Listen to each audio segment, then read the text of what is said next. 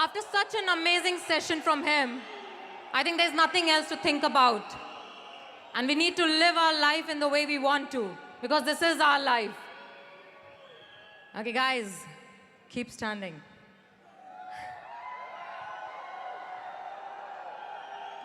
Settle. It's okay. Control yourself, okay? I know, a few of you know. A lot of you don't know, but there's something. Okay? Allow me to talk, yeah? Every time when the magic happens, we also believe as a team to show or to bring someone who's also a dreamer. We believe that we need to show you some people who also believed in dreams and lived through the challenges, and challenges like no one can think about, and achieved what no one can think about also. And today, we have someone like that in the Impact Arena, in the Magics. वो ऐसी एक शख्सियत है जो ना ही अकेले एक dreamer है, बट वो ऐसा एक इंसान है जिसने बहुतों को ये प्रूव किया कि लोग तो कहते हैं, जिनको करना होता है वो करके दिखाते हैं। मैंने बहुत दिन से बहुत कुछ पढ़ा, बहुत कुछ जाना और बहुत कुछ सोचा कि किस तरीके से या किस शब्दों का इस्तेमाल करके उनको यहाँ बुलाने की कोशिश करूं। और जितनी बार सोचा उतनी बार शब्द शायद कम पड़ गए, और मुझे नहीं पता कि आज भी मैं उस बात को न्याय कर पाऊंगी कि शब्द सही इस्तेमाल कर पाऊंगी to call that person on stage who is a real example of warrior, believer, dreamer and somebody who believes कि magic happens in everybody's life. He comes from a same state of India where I come from, and that is Uttar Pradesh. From a very small town, एक बहुत ही छोटे शहर, और उनकी भाषा और वहाँ की भाषा में बोलूँ तो एक कस्बे से जिसका नाम है मुजफ्फरनगर। मुजफ्फरनगर की उन छोटी गलियों, उन छोटे रास्तों और उन छोटी खूबसूरत यादों के साथ एक बहुत ही प्यारी जमींदार फैमिली में पले बड़ा हुआ ये इंसान अपने साथ, अपने परिवार के साथ वहाँ पे रहता था, और इनकी family was into farming, and he also believes even now with all the success he has कि जब भी समय मिलता है तो अपने रूट से कनेक्ट होने का. So he goes back and he still goes back to his farms and he still does the farming there. Because he believes कि how much ever I rise, I still need to be connected to my roots and connected to my values and connected to be what I am and what I stand today. If I talk about struggles, तो struggle word उनके सामने बहुत छोटा पड़ता है और उसको भी शर्म आती है क्योंकि उन्होंने इतनी दिक्कतें देखी हैं जिनको अगर गिनना चाहूँ तो शायद एक दिन लगेगा इस स्टेज पे मुझे सिर्फ इस बात को बताने के लिए कि चैलेंजेस कहाँ से शुरू होते हैं और कहाँ तक जाते हैं.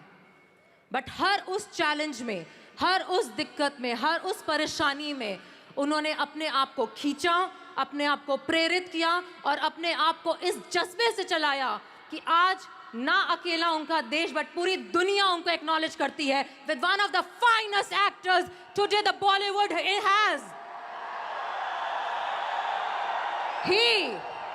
He started his career from theaters, and he still believes that that's the best place to keep working because वहाँ पे जो असली आर्टिस्ट होते हैं वो जिंदा होते हैं, वो सीखते हैं, वो पनपते हैं.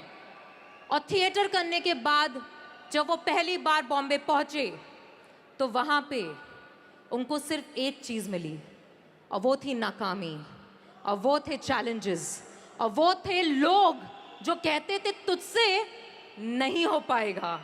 ये तेरे बस की बात नहीं है, ये तेरी औकात नहीं है। तू जहां से आया है ये तेरे लिए बना नहीं है। उन सारे चैलेंजेस के साथ लड़ के, भिड़ के, खड़े होकर के उसने सबको बोला जो हम बोलते हैं, जितना उखाड़ना है उखाड़ लो, हम तो यहीं खड़े हैं और यहीं करके जाएंगे। And that is why he started his career with 10 seconds of one of the biggest Bollywood movie called Sarfarosh. And those 10 seconds are today, if you need from him, अगर आपको वो 10 सेकंड चाहिए आज उनसे ना, तो आपको लाइन लगानी पड़ेगी। बिकॉज उनके वो 10 सेकंड की आज वैल्यू दुनिया जानती है। He has recently been awarded, he has been critically acclaimed by Academy and Cannes. It's not only Bollywood but it's Hollywood, and he has been rewarded recently by the Cardiff International, which is not a small recognition and one of the finest in the world today. His movie, which gave him the lead, which brought him to the lean cinema, और जिसमें acting करने के बाद और अपने career का पहला main lead role करने के बाद दुनिया ने उनके टैलेंट को जाना। The movie named The Gang of Wasipur is, by the way, guys, is the only Indian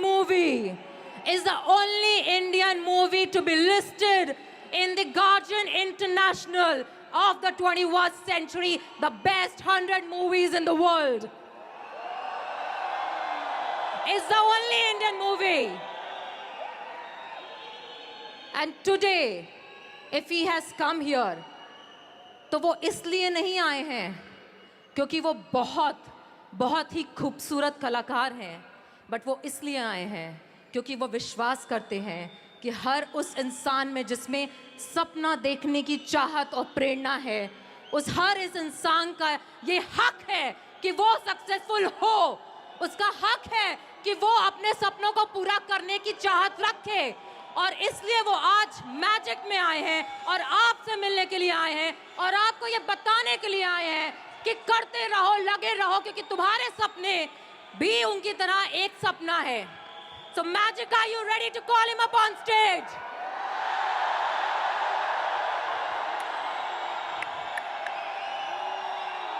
No. I don't think so. Okay, listen. Okay? एक चीज होती है, एक सेकेंड।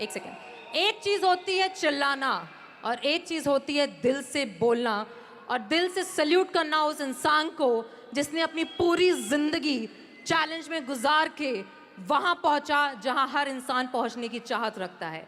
और अगर आज वो यहाँ पे हैं तो आपको अपना दिल दिखाना है, दिल से दिखा करके उनको बुलाना है। बिकॉज जब वो इस स्टेज पे आएंगे तो मैं सिर्फ एक कोशिश करूंगी कि वो आपको अपना बेस्ट दे सके और उसके लिए आपको उनको अपना बेस्ट देखना होगा। So are you ready magic to give your best, to get your best? Because it has not been easy for me to get him on the stage. And before we call him up on stage, he needs to see the heart of Magic 2019. So let's welcome him by showing his video first. Can we have the video?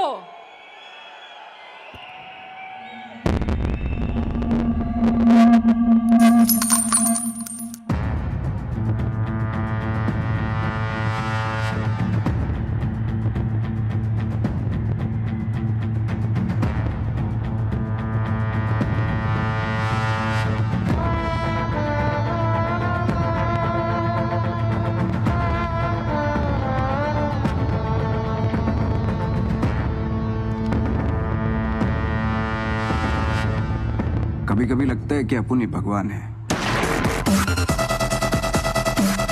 कभी कभी लगता है कि अपन ही भगवान है। गणेश का तुम रहम है, लाइफ बदलने वाला है तुम्हें। दादा का भाई का सबका बदला लेकर प्रेशर मंटो, जमाना ही ना काबिले बर्दाश्त, ना काबिले बर्दाश्त। अभी तो मिले ही, इतनी जल्दी खुशी भी हो गई आपको? जो चीज जैसी है उसे वैसे ही पेश क्यों ना किया? शानदार, जबरदस्त, जिंदाबाद।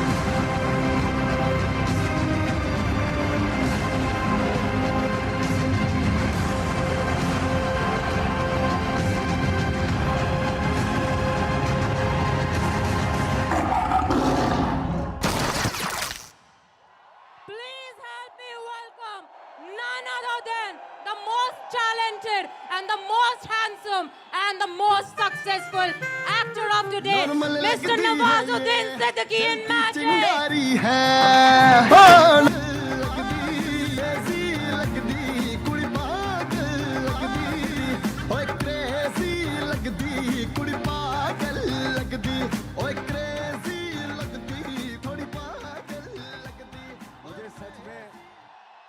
पहली बार यहाँ आके लग रहा है कि कभी कभी लगता है अपन ही भगवान है। Thank you so much. इतना अच्छा इंट्रोडक्शन और इतनी अच्छी ऑडियंस, इतने अच्छे लोग, इतने वार्मथ, इतनी एनर्जी आई थिंक मैंने अभी तक नहीं देखी होगी अपनी लाइफ में। Thank you so much.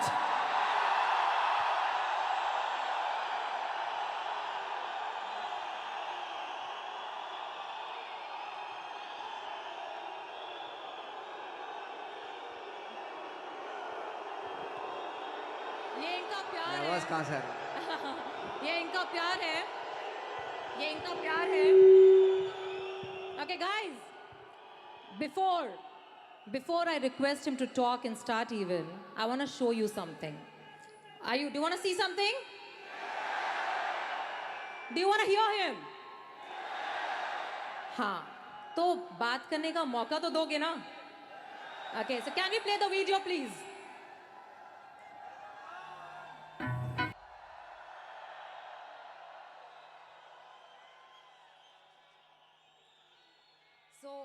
जितना मुझे पता है कि 15 नवंबर आपकी ये मूवी रिलीज हो रही है और मैंने वो 10 सेकंड का सीन शायद 15 बार देखा होगा।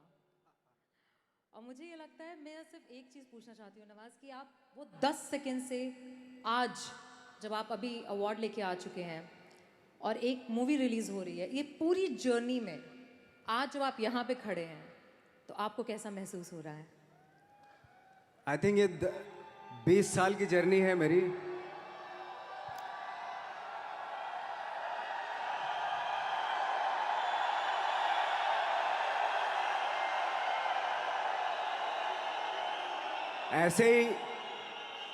ऐसे जब 20 साल पहले मैं खड़ा हुआ था ऐसे किसी ऑफिस में जाके, तो मुझसे पूछा गया था कि क्या है, किसी डायरेक्टर के असिस्टेंट ने पूछा था क्या है, मैंने कहा एक्टर हैं। बोले दिखने से तो लगते नहीं हो एक्टर हो। तो क्या होता था कि इंडस्ट्री में हमेशा ये चलन था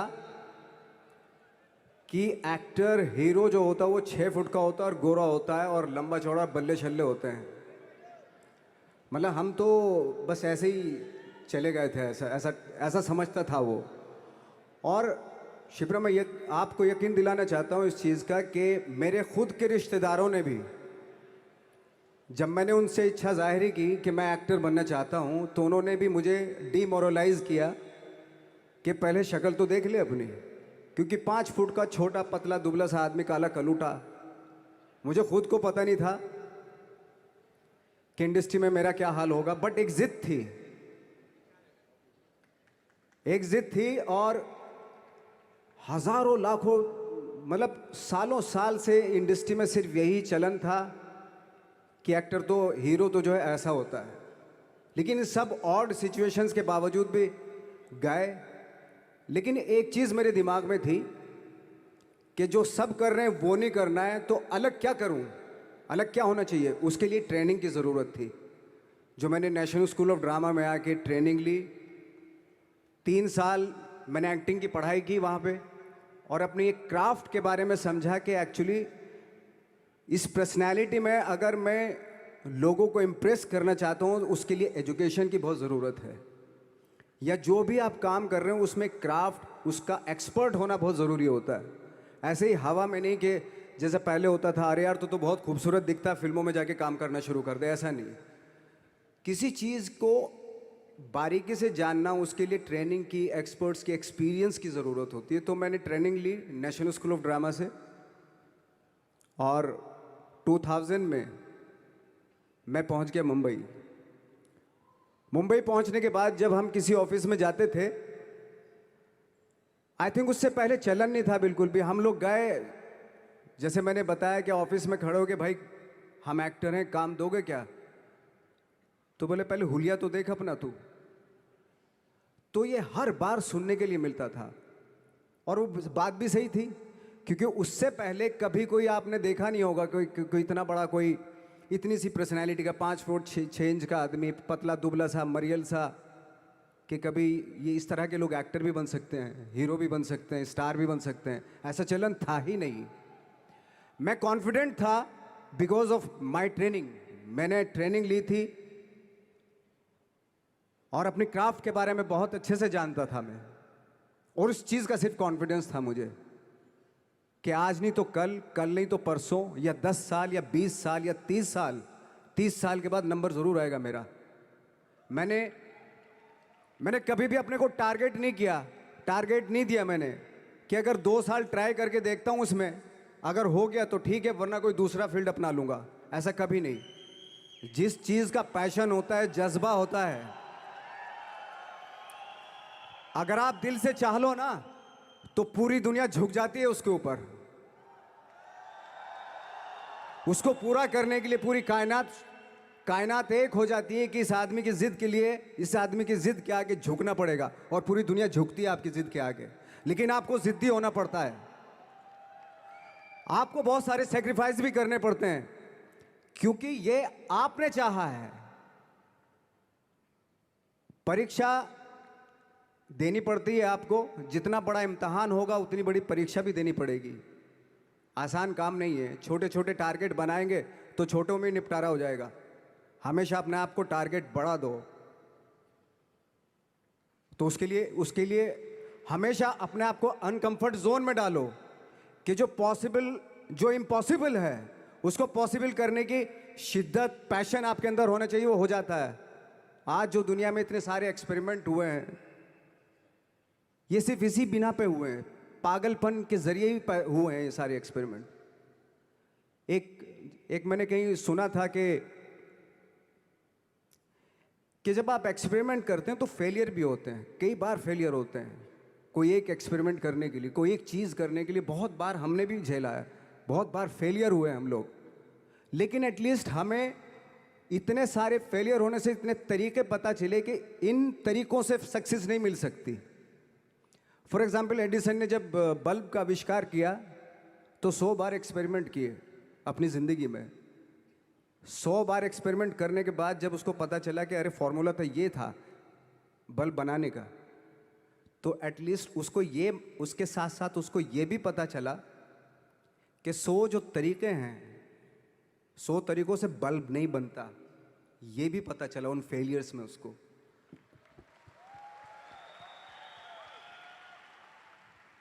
जब हम लोग मुंबई आए तो हमें मालूम था हमारे पास पर्सनैलिटी नहीं है, हमारे पास बैक नहीं है, या हमारे फादर दादा परदादा तो फिल्म इंडस्ट्री में है नहीं, हम ही हैं। तो हमें क्या करना चाहिए? इसलिए लोगों के बीच में घुसे रहते थे, आम लोगों के बीच में घुसे रहते थे, उनका एक्सपीरियंस सुनते थे, उनको ऑब्जर्व करते थे। तो आई थिंक मेरे पास 15 साल तक 10-12 साल तक कोई काम नहीं था।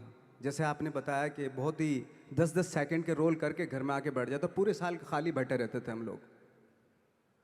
लेकिन एक चीज़ थी कि लोगों के बीच में रहते थे। लोगों के बीच में रहने से ये एहसास हुआ हमें कि तरह तरह के लोग हैं, लेकिन हमारी इंडस्ट्री में सिर्फ एक ही तरह की एक्टिंग होती है।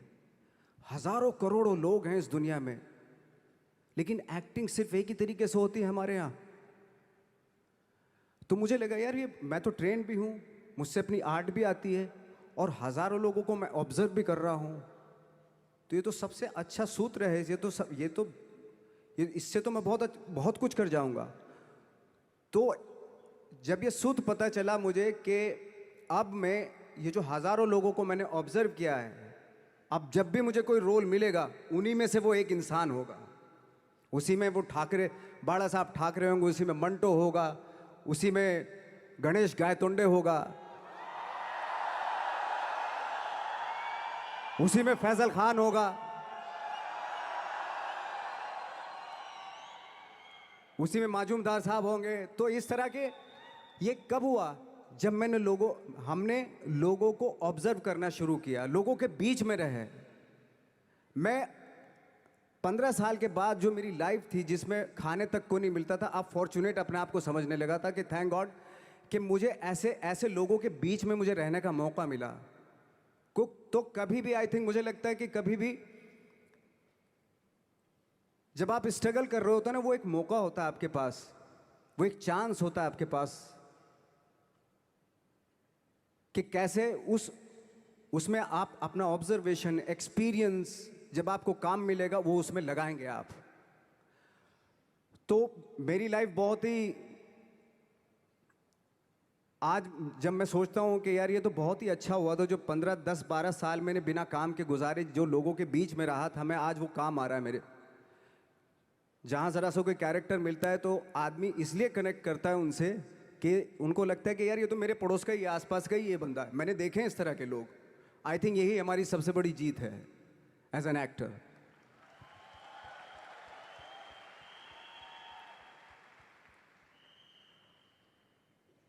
ऑफ कोर्स स्ट्रगल में बहुत सारी चीज़ें सेक्रीफाइस करनी पड़ती हैं, क्योंकि खुजली आपको हुई है, आप ही को मिटानी पड़ेगी। यू नो, आप जो आप हैं वो आपने बनना चाहा था, और अगर डिसअपॉइंटमेंट आ रहे हैं तो आप तो कंप्लेन भी नहीं कर सकते, क्योंकि आप ही ने चाहा था ये बनना।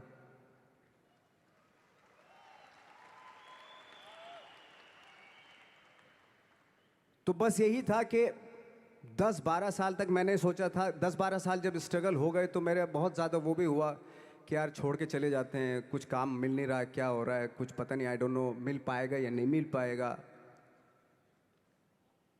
फिर ये होता था कि नहीं, मेरी मदर जो है ना एक लेटर लिखती थी मुझे हमेशा। तब मोबाइल नहीं आए थे, पेजर आए थे, तो पेजर यहाँ पे लगा के चलते थे हम लोग। जब उनको मालूम हो जाता था कि भाई बंदा जो है ना थोड़ा सा फ्रस्ट्रेशन में है, डिप्रेशन में है क्योंकि काम नहीं मिल रहा, तो मेरी माँ मुझे एक लेटर लिखती थी। उस पर लिखती थी कि लिखने के बाद एक लास्ट में लिखती थी कि 12 साल में कचरे के दिन भी बदलते हैं, तू तो इंसान है, तेरा दिन भी बदलेगा। तो उन सब चीज़ों को देख के कोई एक शेर, कोई एक कोटेशन, कोई इस तरह की जो मोटिवेट करती है, जो लाइन्स आपको, उनका रहना, उन पे बिलीव करना बहुत ज़रूरी होता है, क्योंकि वही चीज़ आपको मोटिवेट करती हैं आगे बढ़ाने के लिए। और जब ख़राब वक्त होता है आपको, वो लाइन्स, वो पोएम्स, वो सारी चीज़ें आपको संबल देती हैं, मजबूती देती हैं, ताकत देती हैं। और मैं जिस गांव से आया था, डिस्ट्रिक्ट मुजफ्फरनगर के एक छोटा सा गांव था बुढ़ाना। जब हमने शुरुआत की थी वहाँ पे, जब मैं था वहाँ पे लाइट भी नहीं थी। 1 घंटे के लिए रात में कभी आ गई, या 1 महीने के बाद हल्का सा मुंह दिखा के चली गई। इस तरह की लाइट इस तरह होती थी। वही लैंप में पढ़ना स्टार्ट किया, लैंप। तो छोटे से गांव से आने के बावजूद फिर दिल्ली मतलब छोटा सा, उससे बड़ा शहर भी हमें ऐसा लगता था पता नहीं क्या है, मतलब डर लगता था। मैं जब मुंबई में आया था तो मैं 15 दिन तो घर से बाहर ही नहीं निकला था, क्योंकि इतनी स्पीड देख रहा था मैं कि इतनी स्पीड में तो हम चल ही नहीं पाएंगे। इस शहर के साथ शायद हम कनेक्ट नहीं कर पाएंगे बिल्कुल भी। तो इस तरह के डर थे। लेकिन ऐसी जगह पे आ गए थे कि अब जाना भी मुश्किल था। तो मतलब वापस नहीं जा सकते थे। वापस इसलिए नहीं जा सकते थे कि बहुत सारे डर थे। वापस अगर चले गए तो थिएटर के जो मेरे दोस्त थे वो बोलते, क्यों भाई वापस आ गए तुम भी? जैसे बहुत सारे लोग वापस आ रहे थे, तुम भी वापस आ गए, चलो लग जाओ, ठीक है। गांव में इसलिए नहीं जाता था अपने कि जो पहले ही बोलते थे वो लोग कि शक्ल तो देख ले। फिर हार के उनके सामने चला गया तो क्या बोलेंगे वो तो वही बोलेंगे कि हमने तो पहले मना किया था कि मत जाओ। क्या सूरज शक्ल तो थोड़ा ही थी तुम्हारी स्टार बनने की, एक्टर बनने की। तो ये बहुत सारे डर थे जिसकी वजह से मैं अपने ना तो गांव जाता था, ना जहाँ से ट्रेनिंग ली थी दिल्ली से, ना वहाँ जाता था। मैंने जो भी है मरना जीना मुंबई में ही होगा। रही बात सक्सेस की, सक्सेस अगर 30 साल बाद भी मिलेगी उसके लिए भी मतलब तैयार रहना चाहिए। सक्सेस की कोई डेट नहीं होती, कोई तारीख नहीं होती, कोई टारगेट नहीं होता कि इतने ही दिनों में मिल जाएगी। इंसान का काम होता है, आई थिंक मुझे लगता है कि मेरे हिसाब से मुझे लगता है कि लाइफ ना हमेशा अपने आप को लाइफ में पुश करते रहो, और पैशन के साथ जिस भी आप काम में हो, जो भी आप काम कर रहे हैं उसमें पैशन के साथ लगे रहना बहुत ज़रूरी होता है। क्योंकि पैशन से क्या होता है, जिस भी आप फील्ड में होते हैं उसकी डिटेलिंग्स मिलनी शुरू होती है। जैसे जब आप समंदर में देखते हैं, समंदर की जब गोता मारते हैं, नीचे जाते हैं, तो आपको एक धीरे धीरे बहुत कुछ दिखाई देना शुरू। ऐसी आपका भी फील्ड है, कोई भी हर फील्ड ऐसा ही होता है, उसमें असीम संभावनाएं होती हैं, इतनी पॉसिबिलिटीज होती हैं कि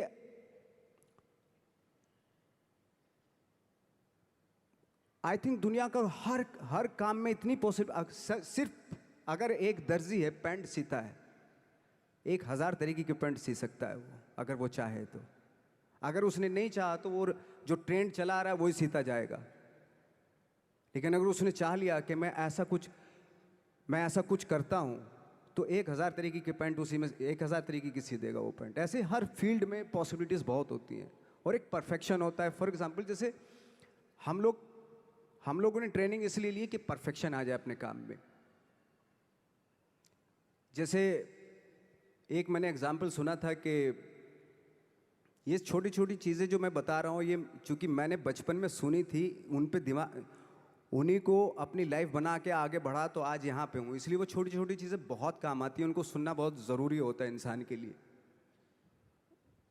बताते हैं कि एक बहुत बड़े, पता नहीं ये सच है झूठ है, मुझे नहीं इतना ज़्यादा नहीं मालूम, बट कोई बहुत बड़े इंसान हुए, लेकिन वो पहले मोची थे, जूता सीते थे। लेकिन जूता जहाँ से सीते थे ना, वहाँ से कभी फटता नहीं था वो, भले दूसरी जगह से फट जाए लेकिन वहाँ से नहीं फटता था, क्योंकि उसका पैशन था जूता सीना। काम भले ही वो है वो, लेकिन उस काम में भी उनका पैशन है। तो इसी वजह से वो इतने पॉपुलर होते चले गए कि यार जूता फट गया लेकिन सिलवाना वहीं जाके है, क्योंकि वहाँ अगर उन्होंने सी दिया वहाँ पे, ज़िंदगी भर वहाँ से जूता नहीं फटेगा। तो छोटी छोटी चीज़ों में ये जो परफेक्शन, पैशन, ये सारी चीज़ें होती हैं जो आपका आगे बढ़ाती हैं, बहुत आगे ले जाती हैं। लेकिन उसके वही है, कुछ चीज़ों का होना वाकई बहुत ज़रूरी होता है। फिर एक्सपीरियंस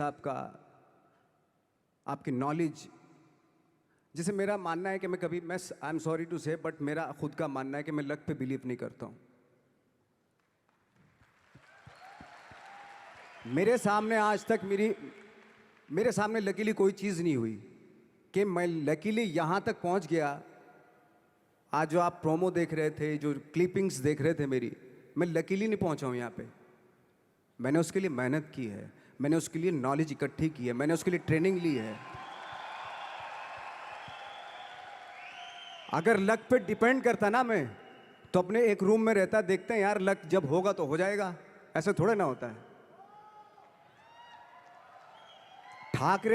बाला साहब ठाकरे का जब मैंने रोल किया तो वो लकीली नहीं हो गया। उसके लिए 1 महीना में पहले हारमोनियम पे बैठा मैं कि बाला साहब कहाँ से बोलते हैं, उनका सुर क्या है, उनका टेक्सचर क्या है, उनकी वॉइस का, उनकी वॉक कैसे है, वो चलते कैसे हैं, उनका वेट किस चीज़ पर ज़्यादा डिपेंड करता है। हर आदमी का जो वेट होता है, किसी का थाइस पे होता है, किसी का फुट पे होता है, किसी का बट पे होता है वेट, किसी का कमर पे होता है। हर आदमी का एक वेट शिफ्ट करने का एक अलग तरीका होता है। तो हम लोग इतनी डिटेल में जाते थे कि बाड़ा साहब किन चीज़ों पे वेट कर रख के चलते हैं, ऐसे चलते हैं, कोई या तो ऐसे चलते हैं या ऐसे चलते हैं, ये इस तरह की बहुत सारी डिटेल होती हैं। जब आप जाते हैं तो बहुत सारी चीज़ें पता चलते हैं। मेरे सामने इतने चैलेंज थे जब मैं बाड़ा साहब का रोल कर रहा था, तो वो मिमिक्री भी नहीं होनी चाहिए, कॉपी भी ना हो।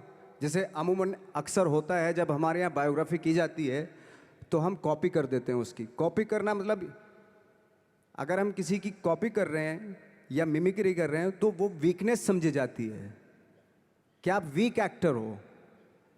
और ये बात मुझे बहुत पहले समझ में आ गई थी जब मैं ट्रेनिंग ले रहा था। मैं ट्रेनिंग के फ़ायदे बता रहा हूँ आपको। जब मैं ट्रेनिंग ले रहा था ये हमें तभी समझ में आ गया था। और प्रिपरेशन के वक्त, बाला साहब की प्रिपरेशन के टाइम पे, कि मैंने कि इसकी मिमिक्री नहीं होनी, बाला साहब की मिमिक्री नहीं होनी चाहिए, ना कॉपी होनी चाहिए, और लगना भी चाहिए कि बाला साहब ठाकरे है।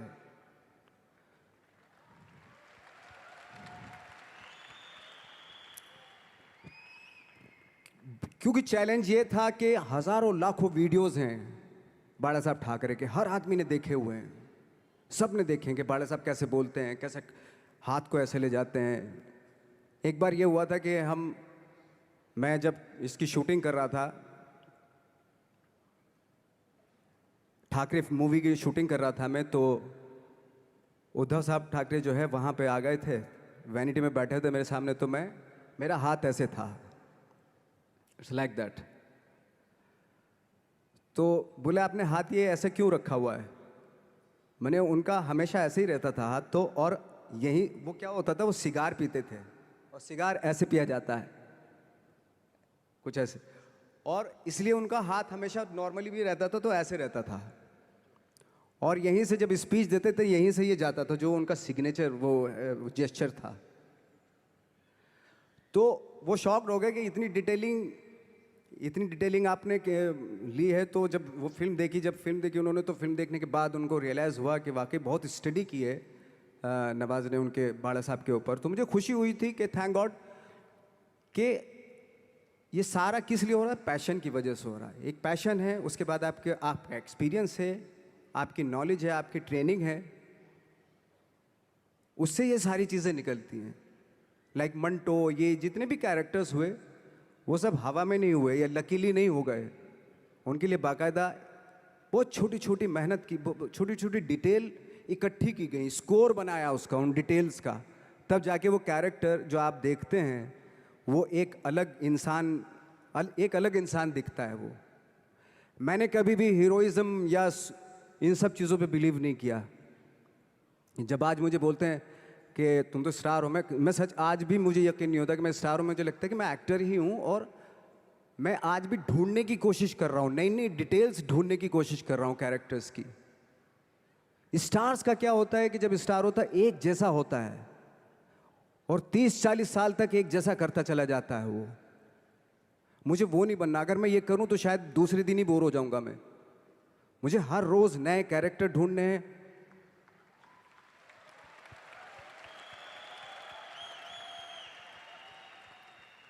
लोगों के बीच में रहना है, क्योंकि ये बीच में रहने से बहुत सारी चीज़ें मिलती हैं। मैंने एक रोल किया था लंच बॉक्स में। पता नहीं कितने लोगों ने देखी वो फिल्म, मुझे नहीं मालूम।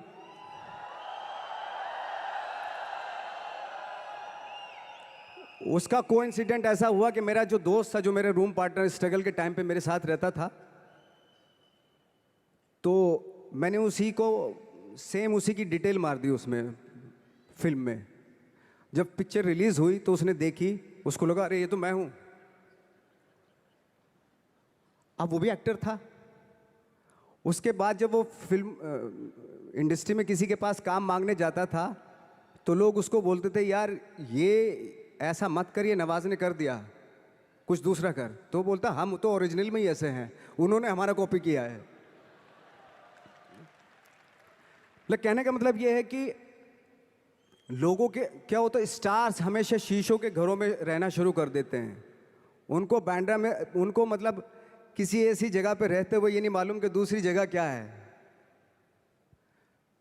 अगर आप चाहते हैं रोज हर फिल्म में एक नई पर्सनैलिटी क्रिएट करें तो लोगों के बीच में रहना पड़ेगा आपको। भले थोड़ी परेशानियां होती हैं बट रहना पड़ेगा उनके बीच में।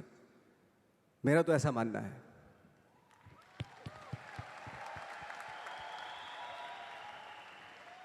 नवाज, आप बहुत छोटे से शहर से हैं, डिस्ट्रिक्ट मुजफ्फरनगर।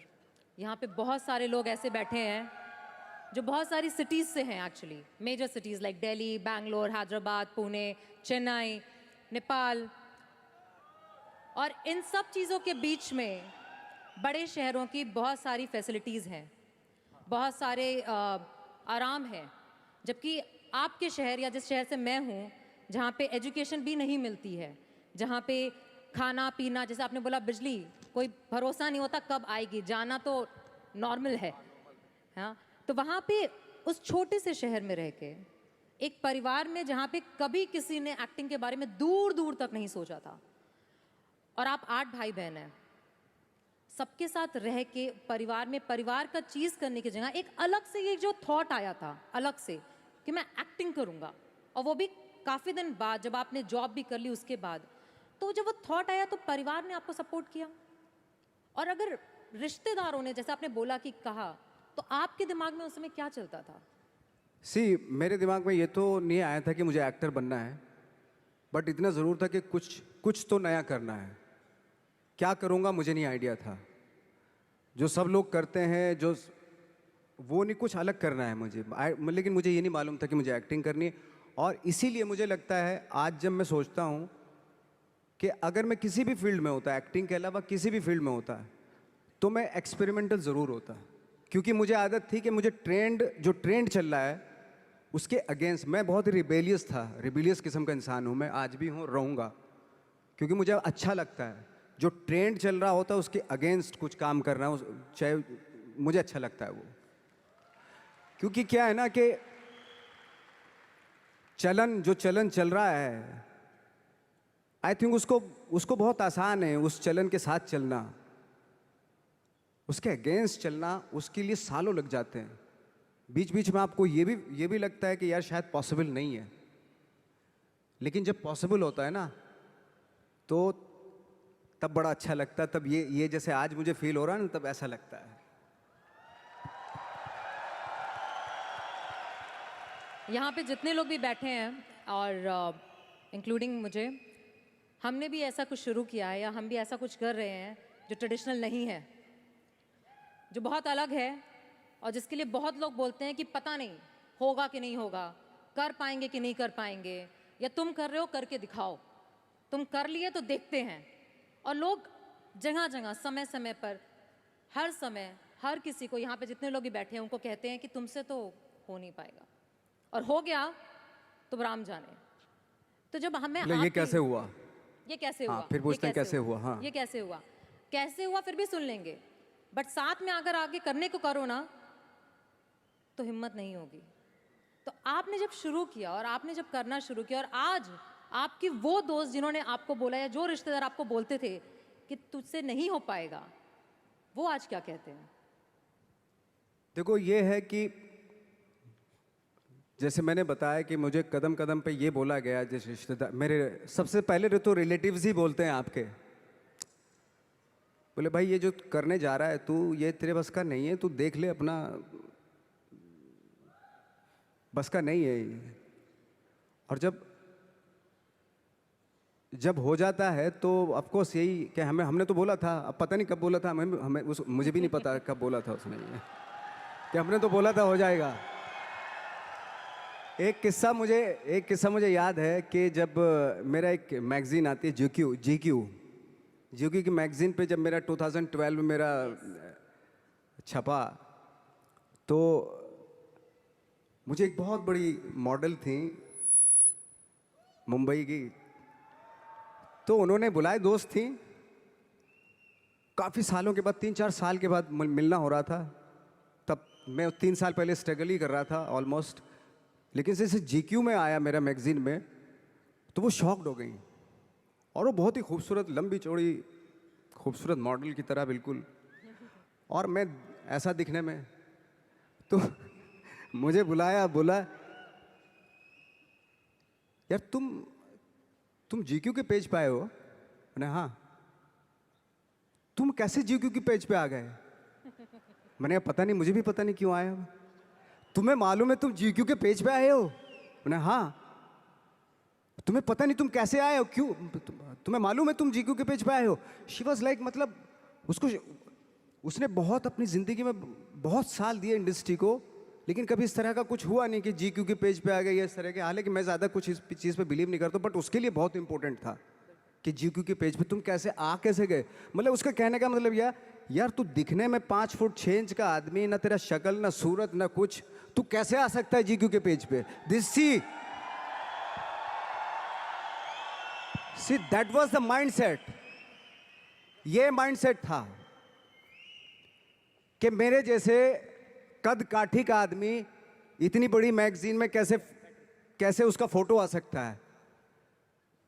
ये माइंडसेट था और है। लेकिन इन सब के ऊपर आप तब उठते हैं जब आप क्राफ्ट जानते हैं, अपना काम जानते हैं। हम लोग अपना काम जानते थे, हम लोगों को अपनी चीज़ें मालूम थी, क्योंकि हमने उसको वक्त दिया था, हमने उसको टाइम दिया था, अपनी क्राफ्ट को, अपनी चीज़ों को, अपनी ट्रेनिंग को टाइम दिया था। इसलिए ये सारी चीज़ें पॉसिबल हुई। जब आप इंट्रोडक्शन दे रही थी कि हमारी जो फिल्म थी Gangs of Wasseypur, 21st century की वन ऑफ द, इंडिया से सिर्फ वही फिल्म है 21st सेंचुरी की, सिर्फ वही पिक्चर चुनी गई विदेशों के थ्रू। इसका रीज़न क्या था, क्यों चुनी गई? लकीली नहीं चुनी गई। इसके पीछे डायरेक्टर की काबिलियत थी, लिखने वाले, उस फिल्म को लिखने वाले एक से एक लोग थे, और कम से कम 250-300 सिर्फ एक्टर थे। मैं बाकी लोगों की बात नहीं कर रहा, वो सारे थिएटर से थे, तो सारे ट्रेंड एक्टर थे, थिएटर से थे वो।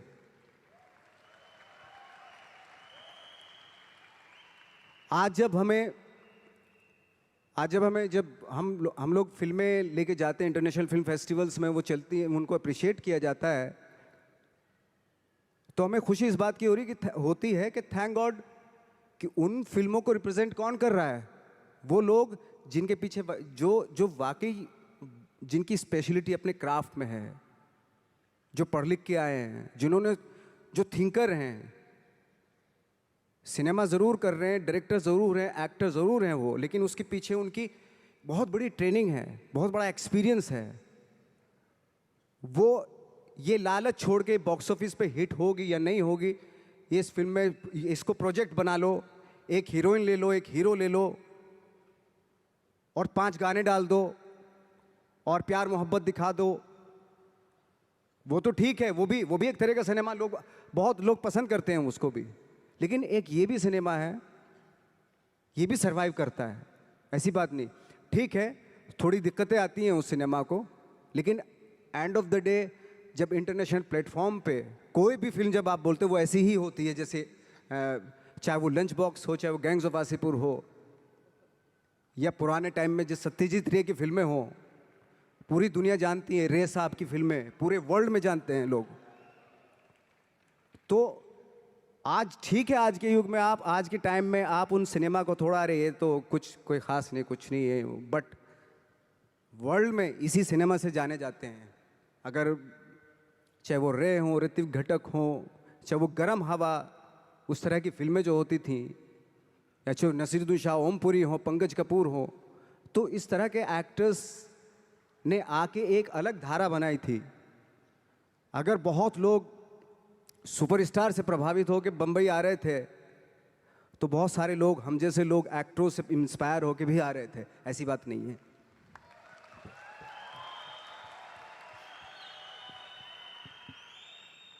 नवाज, यहाँ पे जितने भी लोग बैठे हैं, उस जैसे आपने बोला कि ट्रेनिंग बहुत ज़रूरी है, और आप काफ़ी बार इस बात को मेंशन करते हैं कि ट्रेनिंग, समझना, अपने क्राफ्टमैनशिप को समझ के करना बहुत ज़रूरी है। हमारे अंदर भी एक कल्चर है जिसमें हम कहते हैं कि साथ में बैठना, रहना, जैसे आपने बोला साथ में रहना बहुत ज़रूरी है, तो हम हमेशा कहते हैं एसोसिएशन में रहना ज़रूरी है। अच्छी तालीम पाने की तरह हम कहते हैं कि अपने बिजनेस को समझना, उसके अच्छे और उसकी बुराइयों को जानना बहुत ज़रूरी है। और शायद आज ये मैजिक ट्रेनिंग में आपको इसलिए बुलाया है बिकॉज इनको भी यही ट्रेनिंग दी जा रही है कि विश्वास करो अपने सपने पे, लगे रहो, दिक्कतें आएंगी, बट समझो और समझ के जब करोगे तो एंड में सक्सेस ज़रूर मिलेगी। इस पूरी जर्नी में आपके, जब आपको कभी भी ऐसा फील नहीं हुआ कि बहुत हो गया, सफलता नहीं मिल रही है, लोग आगे पीछे, शायद कोई आगे बढ़ रहा था, जैसे आपने बताया कि आप पहले ऐसे माहौल में रहते थे जहाँ पे लोगों को एक्टिंग के लिए मिल जाते थे और आपको नहीं मिल रहा था, तो कभी छोड़ने का दिल नहीं किया आपको कि छोड़ देता हूँ, कुछ और कर लेता हूँ? और लोगों ने बोला होगा ज़रूर, छोड़ दो, कुछ और कर लो, क्योंकि यहाँ पे बैठे हुए बहुत सारे लोगों को ये बोला जाता है कि बहुत आसान है छोड़ना, छोड़ दो, नौकरी तो है, करते रहो, बिजनेस क्यों करना है? इसके लिए आप क्या कहना चाहेंगे? आई थिंक सबसे आसान काम है, जैसे आपने बताया, नौकरी करना तो सबसे आसान काम है, लेकिन खुद से क्रिएट करना कोई चीज़, वो वाकई बहुत डिफिकल्ट है।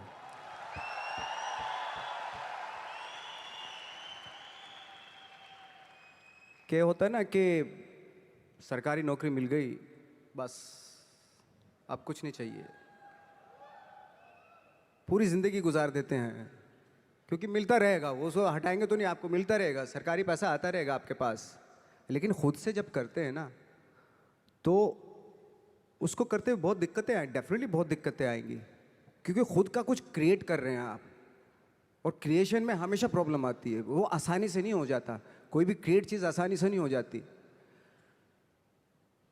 तो आपके आसपास मुझे लगता है कि मोटिवेट करने वाले लोग होने चाहिए, आपके दोस्त ऐसे होने चाहिए जो आपको मोटिवेट करें, आपकी बातें सुने, ऐसे लोगों के बीच में रहिए जो आपको हर वक्त आपकी बातें सुने, आप चाह क्या रहे हो, क्या सोचते हो आप, उसकी रिस्पेक्ट करें। और सारे जो ग्रुप जो होता है, वो उसकी थॉट को रिस्पेक्ट करके उसको एग्जीक्यूट करें, यू नो, वो बहुत ज़रूरी होता है। तो आई थिंक जैसे हमारे यहाँ भी होता है कि बहुत सारे टैलेंटेड एक्टर होते थे, जब हम दिल्ली से मुंबई की तरफ आते हैं तो बहुत सारे जत्था का जत्था 15-20 एक्टर्स आते थे, तो बीच बीच में गायब होने लगते थे वो, पता नहीं कहाँ, कोई कहीं चला गया, कोई कहीं चला गया, किसी ने छोड़ दिया, किसी ने दुकान कर ली, है ना, किसी ने कुछ कर लिया, ऐसे चले जाते थे। मैंने कहा वो एक्टर कहाँ गया, वो तो चला गया, क्यों? एक काम नहीं मिल रहा था यार। अच्छा वो तो यही है मुंबई, वो क्या कर रहा है? बोले कुछ नहीं कर रहा है, ऐसे ही। तो पता है ऐसा क्यों होता था? कुछ एक्टर थे जिनका सर्किल बहुत करेक्ट होता था, और कुछ एक्टर थे जिनका सर्किल जो है ना बहुत ही गंदा सर्किल था, डिप्रेस करने वाला, है ना, ऑलरेडी फ्रस्ट्रेटेड थे वो लोग, इस तरह का सर्किल था। तो हमेशा ना मुझे लगता है कि अवेयर रहना चाहिए कि मैं किन लोगों के बीच में रहता हूँ, वो बहुत ज़रूरी है। क्योंकि क्या होता है कि अगर आप डिप्रेस फ्रस्ट्रेटेड लोगों के बीच में रहोगे ना, तो आप भले एनर्जेटिक हो, टैलेंटेड हो, लेकिन 6-7 साल रहने के बाद आप भी वैसे ही हो जाएंगे, क्योंकि वो एनर्जी आपकी सक कर रहे हैं, आपको दे नहीं रहे कुछ भी, एनर्जी आपकी ले रहे हैं वो। तो बहुत सारे एक्टरों से जब मैं मिलता था, वो बिल्कुल ही गिव अप कर दिया था उन्होंने, यार ऐसे क्यों दिखाई दे रहे हो ऐसे, और उनके थॉट भी बदल जाते हैं, पता है, वो सारी कंप्रोमाइज़ वाले, अरे यार जो भी है ठीक है, थोड़ा मोड़ा छोटा पोटा दिलवा दो जो भी। मैंने कहा यार तू तो बहुत टैलेंटेड था, तू इस बात पे आगे कि छोटा मोटा कुछ भी वो दिलवा दो, यानी कि कंप्रोमाइज़ कर लिया ना उसने लाइफ से अपनी। तो आई थिंक वो बहुत ज़रूरी होता है कि आप किन लोगों के बीच में रहते हो, क्योंकि एनर्जी जो होती है ना वो एक्सचेंज होती है, एनर्जी टकराती है एक दूसरे से। 2 पॉजिटिव लोगों को यहाँ पे खड़ा कर दो, आपको पता चल जाएगी, वो एनर्जी मालूम हो जाएगी। या 10 लोगों में 3 नेगेटिव एनर्जी खड़ा कर दो यहाँ पे, तो वो 3 जो नेगेटिव एनर्जी वाले होते हैं ना, वो 7 लोगों की एनर्जी ऐसे खींच लेते हैं। ये है, फैक्ट है ये बात। एनर्जी तो सर्वाइव करती है ना, ट्रेवल करती है एनर्जी। तो हमेशा मुझे लगता है कि ऐसे लोगों के बीच में रहो जो पॉजिटिव हो, जिनके थॉट बहुत अच्छे हों, जो नया कुछ करने की सोच में हमेशा रहते हों, जो कुछ क्रिएट करने की धुन में रहते हों। तो इस तरह के लोगों के बीच में रह के अगर रहते हैं आप, तो 3-4 साल भी आप 3-4 साल बाद भी आप भी वैसे ही हो जाते हैं। हमारे यहाँ भी एक कहावत है और एक आपस में कि एसोसिएशन में रहो, अपलाइन की सुनो। मतलब जो भी आपके साथ बिजनेस में काम कर रहा है, जो एक्टिव है और जो वर्किंग है, उसकी सुनते रहो, क्योंकि वो ही आपका भला चाहता है और वही आपको आगे बढ़ाना चाहता है और वो आपको हमेशा मोटिवेट करेगा। एंड आई एम श्योर कि यहाँ आने के बाद भी आपको मैजिक की पॉजिटिविटी महसूस हुई होगी। बिल्कुल, ऑफ कोर्स महसूस हुई मुझे तो इसी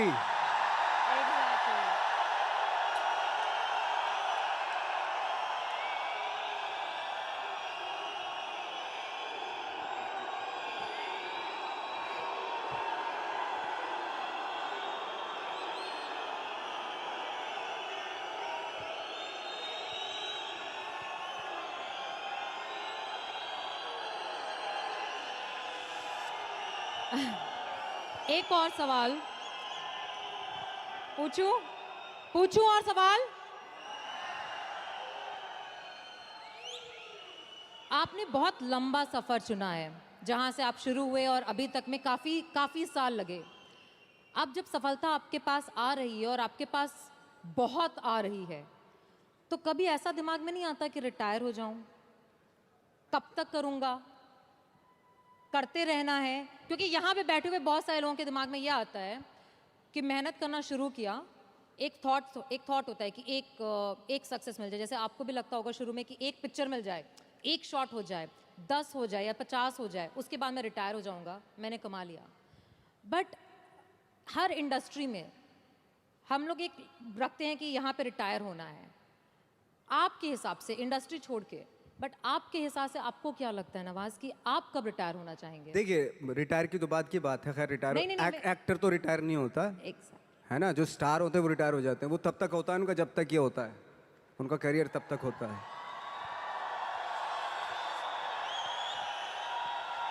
लेकिन इसमें और इसमें फर्क होता है, बिल्कुल, है ना। तो जैसे मैं एक बात कहने वाला था, एक बात कह रहा था कि सिद्धि और प्रसिद्धि में फर्क है। प्रसिद्ध तो सक्सेसफुल तो कोई भी हो जाएगा। एक इंसान कपड़े उतार के बाजार में घूमने लगे, प्रसिद्ध हो जाएगा 1 मिनट में। ठीक है, आजकल तो इंटरनेट का जमाना है, थोड़ा मोबाइल से खींच लिया, डाल दिया, हो गया। अरे नंगा घूम रहा था बंदा बाजार में, कौन है, अच्छा ये नाम है, अच्छा हा, है, हो गया प्रसिद्ध। तो हमारे एक टीचर थे, वो हमेशा बताते थे प्रसिद्धि और सिद्धि में कितना फर्क है। पहले प्रसिद्धि लिखते थे और नीचे सिद्धि लिखते थे। प्रसिद्धि का प्र हटा दो, सिद्धि होता है।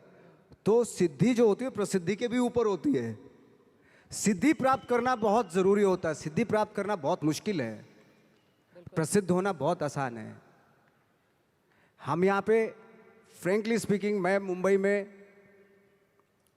प्रसिद्ध होने के लिए नहीं आया था, मुझे इस फील्ड में सिद्धि प्राप्त करनी थी, इसलिए आया था मैं।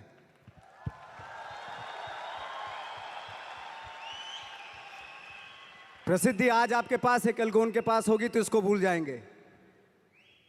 परसों उसके पास होगी, दोनों को भूल जाएंगे, लेकिन जिसके पास सिद्धि होगी ना, उसको आप कभी नहीं भूल सकते।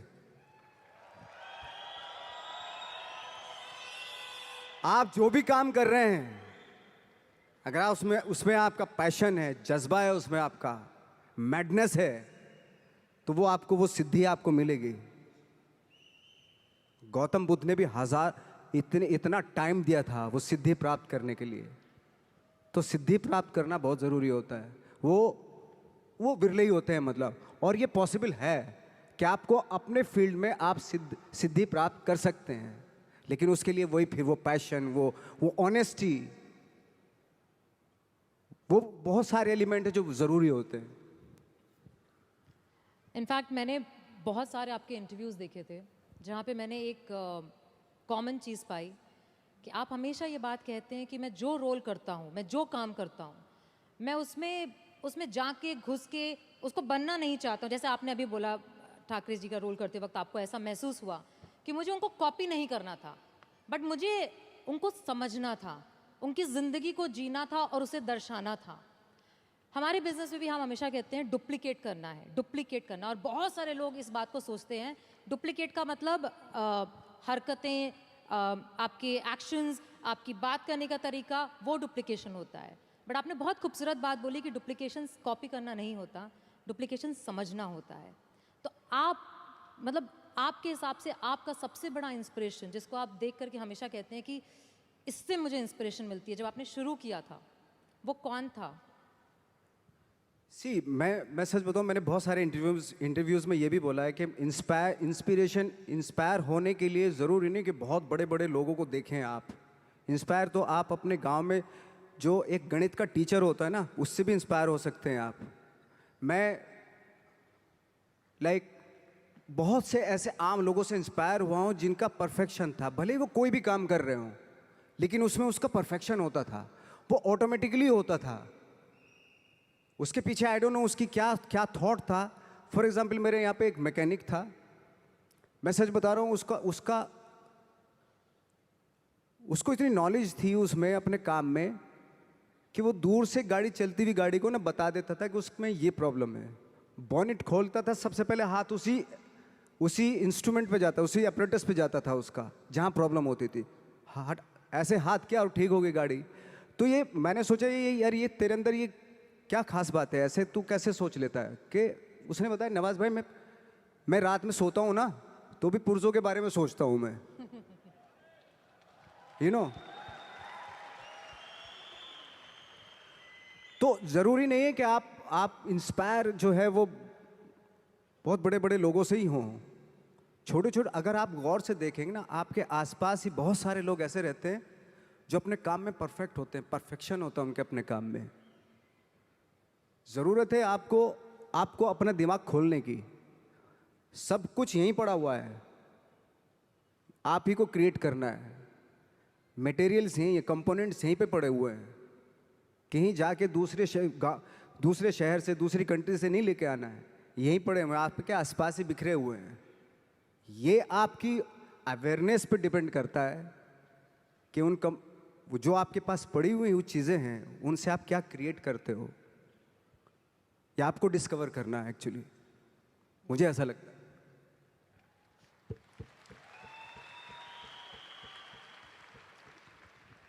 हमारे इस साल के मैजिक का थीम है ड्रीम, चेंज, इंस्पायर। और हम सब लोग बैठ के बात कर रहे थे और हमको ये लग रहा था कि अगर ये थीम सूट करता है ना, तो वो बहुत कुछ आप पे सूट करता है। बिकॉज आपने एक सपना देखा, आपने बदलाव लाने और दिखाने की चाहत रखी, और आज आप इस स्टेज पे नहीं, दुनिया के बहुत बड़े स्टेजों पे खड़े होके हर एक एक्टर को इंस्पायर कर रहे हैं। और आज यहाँ पे जितने लोग हैं वो इसलिए हैं क्योंकि वो भी आपसे वो इंस्पिरेशन देख करके, समझ करके, इस बात से जब वापस जाएंगे तो सिर्फ ये जानना चाहते हैं कि नवाजुद्दीन सिद्दीकी, जिन्होंने सारे चैलेंजेस देखे और सफलता इतनी पाई है, जो बहुत, जैसे कहते हैं ना, आप कह रहे थे कि मैं 5 फुट 6 इंच गोरा नहीं, बट बहुत सारे गोरे और बहुत सारे 6 फुट लोगों ने कभी सोचा भी नहीं होगा जो इन्होंने पाया है। एंड तो ऐसे बहुत सारे यहाँ पे बैठे हैं जिन्हें अपने ऊपर डाउट है, जिन्हें ऐसा लगता है कि मैं कर पाऊंगा क्या, जिन्हें ऐसा लगता है कि शायद मुझ में अब उस बात की एबिलिटी नहीं है या मुझ में कुछ है नहीं, मैं कम हूँ। और हम जब स्टेज पे आते हैं तो हमें देख करके लोगों को ऐसा लगता है, आपको देख के आज लोगों को ऐसा लगता है कि इसने तो कर लिया, मैं नहीं कर पाऊंगा। तो ऐसे लोगों को आप क्या कहना चाहेंगे? सी, उसने वो कर लिया जो उसको करना था, है ना। आपको वो करना है जो आपको करना है। अगर आप ये सोचेंगे कि उसने जो उसको करना था उसने कर लिया, अब मैं क्या करूं, तो फिर तो आप कुछ नहीं कर पाएंगे, क्योंकि आप तो फॉलो उसी को कर रहे हो। आपको खुद की अपनी आवाज़ सुननी पड़ेगी एक्चुअली। मैं क्या करना चाहता हूँ, इस मामले में बहुत ही इंडिविजुअल होना पड़ेगा, बहुत ही प्राइवेट होना पड़ेगा आपको, कि मैं क्या करना चाहता हूँ, मेरे क्या थॉट हैं, मेरे क्या ड्रीम्स हैं। पहले तो सपने देखने पड़ेंगे आपको, और सपने में भी कंजूसी नहीं करनी चाहिए।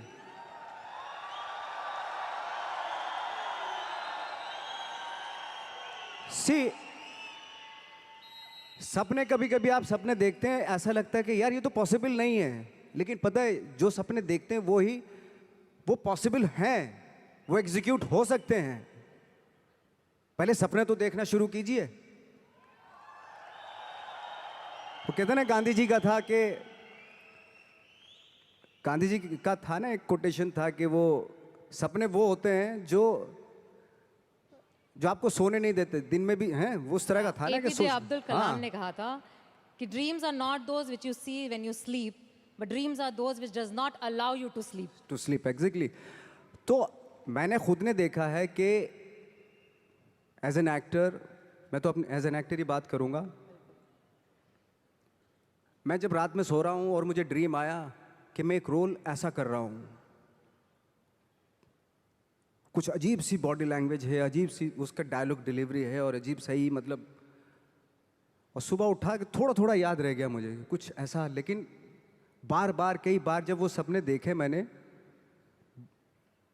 तो अजीब सा ही कुछ था, और जो मेरे बूते के बाहर की चीज़ थी, वो ऐसा सपना था, वो ऐसा कुछ मैं परफॉर्मेंस वाइज देख रहा था। कुछ जैसे कभी कभी आप कुछ फिल्में देखते हैं, कुछ इंस्पायर हो जाते हैं कि कुछ परफॉर्मेंसेस से इंस्पायर हुए, और मैं उस परफॉर्मेंस के काबिल भी, मतलब उसके आसपास भी नहीं था मैं। तो मैंने सोचा यार ये इम्पॉसिबल, ये तो मैं कर ही नहीं सकता। और जब मैं उठ के करना शुरू किया, मैंने जो मैंने सपना देखा था वो एग्जीक्यूट करने की कोशिश की, तो बहुत ही भोंडापन सा हो रहा था उसमें, बहुत ही अजीब सा लग रहा था। मैं खुद ही घबरा गया अपने आप से, मैं क्या कर रहा हूँ। बट बार बार उसी चीज़ को, जो मैंने सपना देखा था, उसी को बार बार एग्जीक्यूट करने की कोशिश करता रहा। बाद में after long time I realised कि मैं उसके जैसा करने लगा हूँ, मतलब जो मैंने सपना देखा था। बिल्कुल। कभी कभी आपने देखा होगा, ये भी एक सपना ही था यार, मैं उड़ जाता हूँ चलो आज, है ना। सपना, ये फैंटेसी थी। कभी सोचा होगा कि किसी ने, कोई सोच भी नहीं सकता था, वो भी एक सपना ही था ना। आज लोग चले जाते हैं ना, एक दूसरी कंट्री से उड़ के चले जाते हैं, ये भी सपना ही था, किसी का सपना ही रहा। ये सारे सपने थे एक्चुअली, जो आज एग्जीक्यूट हो रहे हैं, कुछ सालों के बाद एग्जीक्यूट हो रहे हैं, हजारों सालों के बाद एग्जीक्यूट होते होते चले गए। तो सपना देखना ज़रूरी है, और एब्सर्ड सा सपना देखना और भी ज़रूरी होता है। सपना कैसा भी देखना ज़रूरी होता है। क्यों? क्योंकि उसमें पॉसिबिलिटी होती है। जितना एब्सर्ड सा, अजीब सा सपना देखेंगे, आई थिंक उस पे जब आप फोकस करेंगे ना, तो आई थिंक वो बहुत ही खूबसूरत चीज़ होती है। वो साधारण सपना देख लिया तो ठीक है, सुख के, वो तो कोई भी देख लेता है साधारण सपना। मैं कहता हूँ असाधारण सपना देखना चाहिए, क्योंकि सपना, असाधारण सपना वो तभी आएगा जब आप असाधारण सोच के होंगे।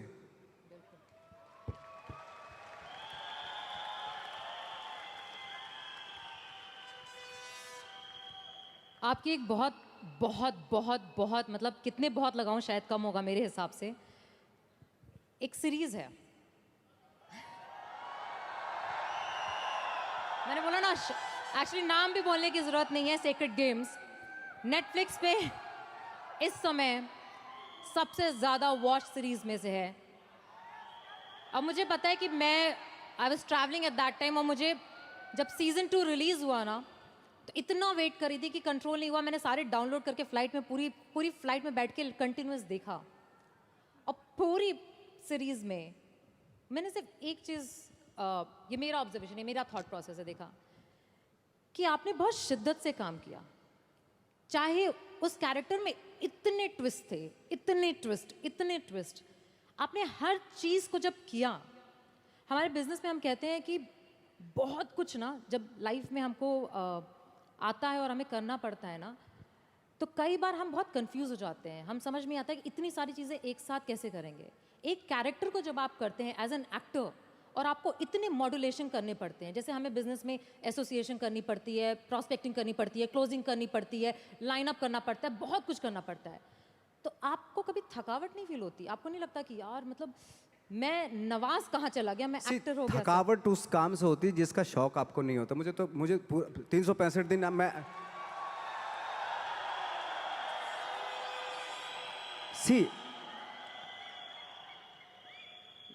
मेरे साथ मेरा अनूप आया, वो जानता है मैं साल में ट्रैवलिंग को छोड़ के, अगर ट्रैवलिंग नहीं कर रहा तो मैं 300 दिन शूटिंग करता हूँ। बाकी जो 65 डेज है ना, वो ट्रैवलिंग के होते हैं। अगर ट्रैवलिंग के भी ना हो ना, मैं 365 डेज जो है ना, शूटिंग ही करता रहूँ। मुझे इतना शौक है एक्चुअली। मेरा ये एक मैडनेस है मेरे पास है, और थैंक गॉड मुझे उसमें बहुत सारे लोग बोलते हैं, मेरी प्रॉब्लम भी होती है एक्चुअली कि यार क्या है, आप तो सिर्फ यही करते रहते हो, यही कुछ थोड़ा सा बाहर जाओ, घूमो फिरो, है ना, ऐसा होता है, बहुत सारे लोग बोलते हैं। तो मुझे लगता है यार, ये मैंने तो यही चाहा था ना, यही पैशन था ना मेरा, और यही मौका मिल रहा है, मुझे करने का मौका मिल रहा है, तो इससे मैं बोर कैसे हो सकता हूँ? अगर 365 डेज मुझे काम, पूरे 12 के 12 महीने आप यही करवाते रहें, तो इसी का तो शौक है मुझे। ये छोड़ के मैं कहीं और जा ही नहीं सकता एक्चुअली। अगर किसी को मुझे सज़ा देनी है तो मुझे एक्टिंग करवाना बंद करवा दे, तो मैं खुद ही ऐसे ही मतलब ख़त्म हो जाऊंगा। तो मेरा शौक है ये, और वो शौक जो है ना, वो आपका जो शौक होता है, जब वो पैशन बन जाता है ना, तो वो आपकी लाइफ हो जाती है। तो आपकी लाइफ ना, जो ना तो किसी सक्सेस की मोहताज होती है। अगर आज मुझे फिल्मों में काम मिलना बंद हो गया तो मैं थिएटर करना शुरू कर दूंगा। वो बंद हो गया, मैं 2 लोगों को ले जाके यहाँ पे एक नाटक कर दूंगा, स्ट्रीट प्लेस करना शुरू कर दूंगा, क्योंकि वो मेरा पैशन है। मैं मोहताज नहीं हूं कैमरे का, है ना। मैं 2 लोगों को, 10 लोगों को लेके यहीं पे कुछ इम्प्रोवाइज करना शुरू कर दूंगा, यहीं कुछ एक नाटक बना लूंगा और सबको इनवाइट कर लूंगा, आ जाओ भाई हमने एक प्ले किया, आ जाओ देखो ना कुछ पैसे तो दे के जाएंगे ही ना आप, भले 1-1 रुपया दे के जाएं।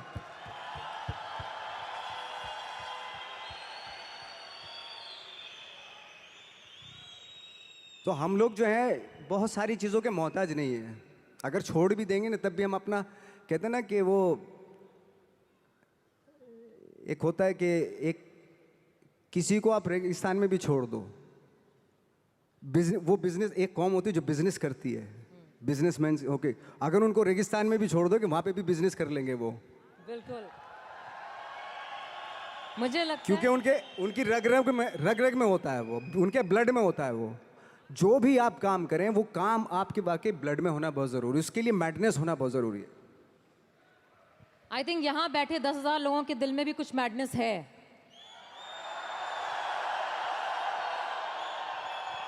ये उनकी एनर्जी से पता चलता है, क्योंकि हर बार जब भी कोई ऐसी बात की जाती है, उनका रिस्पॉन्स जो होता है वो 100% होता है।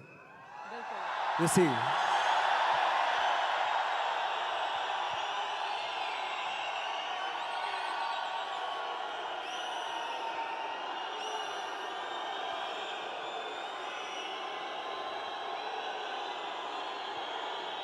It's really wonderful energy, I am telling you, beautiful energy.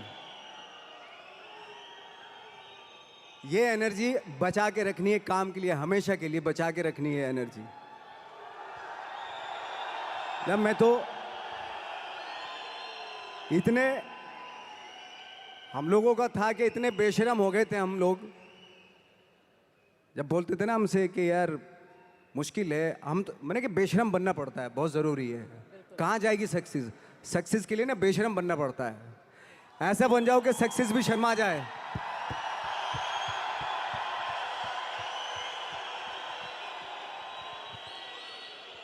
वो जब हम चैलेंज करते थे, कितने साल में, 10 साल में, 20 साल में, 30 साल में, 40 साल में, कितने साल में मिलेगी सक्सेस? हम तो रेडी थे। मैं 40 साल तक भी स्ट्रगल करता रहता अगर नहीं मिलता मुझे। मेरे अंदर तो वो पैशन था।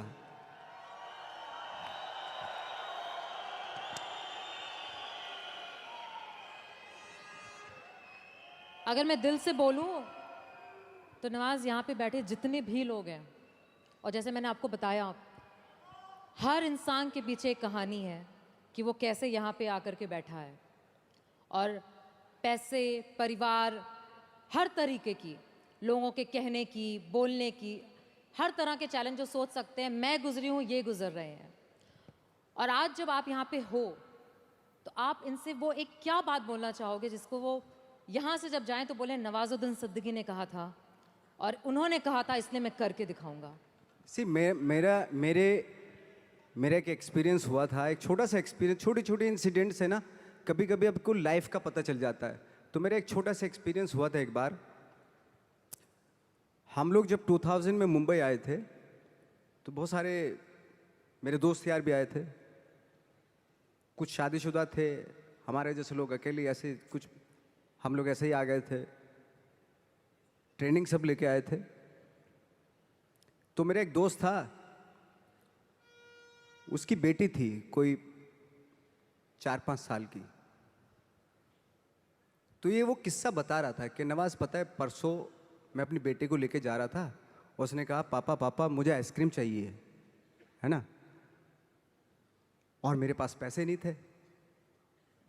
जो कहानी सुना रहे थे उन्होंने बोला, मेरे सीनियर ही थे वो थिएटर के, उन्होंने बोला मेरे पास पैसे ही नहीं थे। और मैंने सोचा यार मैं अपनी बेटी को, मतलब वो स्ट्रगल कर रहे थे फिल्मों के लिए, टीवी सीरियल्स उनको मिलते थे लेकिन वो कर नहीं रहे थे कि नहीं फिल्मों में ही करूँगा, फिल्मों में डायरेक्ट फिल्में स्टार्ट करूँगा। तो ऐसा था उनका, इस वजह से उनको काम नहीं मिल रहा था। तो उनकी बेटी ने जब बोला पापा पापा मुझे आइसक्रीम चाहिए, तो जब उन्होंने बोला कि बेटा मेरे पास पैसे ही नहीं है, तो नवाज उस दिन मैंने सोचा कि भाड़ में जाए टीवी सिनेमा या वो, मैं टीवी करूंगा लेकिन अपनी बेटी को जब भी बोलेगी आइसक्रीम खिलाऊंगा, हैं। बट द थिंग इज, सी, मैंने बोला दादा, मेरे सीनियर थे, बोले दादा अगर मेरी बेटी होती, वो भी 4-5 साल की है, मैं उसको आइसक्रीम ना लेके देता। और मैं जो ये, अगर मैंने सोच रखा था कि मैं टीवी नहीं करूंगा तो मैं टीवी ना करता। और अगर मेरी बेटी उस वक्त पे मुझसे आइसक्रीम आती तो मैं उसको आइसक्रीम ना खिलाता, थोड़ा बहला लेता मैं उसको, तो आइसक्रीम भूल जाती वो। और ये, लेकिन मैं करता वही जो मेरा पैशन था। बहुत बड़ी हिंदू बात है। दुनिया में कोई भी माँ बाप ऐसा नहीं जो अपने बच्चों से प्यार ना करता हो, बिल्कुल। लेकिन आपका जो पैशन है, आप अपने पैशन से जब आप उसको अचीव करते हो ना, जब आपकी बेटी बड़ी होती है तब वो जो फक्र महसूस करती, गर्व महसूस करती है ना, उसकी बात कुछ हो रहा है। अभी वो 5 साल की, मैंने बोला वो अभी वो 5 साल की, मेरी बेटी अगर होती मैं उसको बहला देता। यू नो, चार्ली चैपलिन का किस्सा आपने सुना होगा कि बहुत सारे भाई बहन थे वो, तो भूख लगती थी उनको, है ना, खाने वाने को कुछ होता नहीं था। तो उनकी जो मदर क्या करती थी, जब भूख लगती तो बच्चे माँ के पास आते थे, मामा भूख लगी है ये वो सब। तो उनकी मदर क्या करती थी, उनकी मम्मा क्या करती थी, जो विंडो थी उनमें सबको एंगेज कर लेती थी। वो देख सामने जो आ रहा है, देख कैसे चल रहा है, वो कैसे बात कर रहा है, वो देख हा हा हा हा हा, कैसे देख कैसे गिर गया, वो केले के छिल पे फिसल गया, वो सबको दिखाती थी। उसमें पूरा दिन बीत जाता, लोगों बच्चे जो थे भूल जाते थे खाना खाया कि नहीं आज। तो मुझे लगता है कि शायद वहीं से जन्म लिया था चार्ली चैपलिन ने। चार्ली चैपलिन ने जन्म ले लिया था, बट जो चार्ली चैपलिन बना वो वहाँ से बना था एक्चुअली।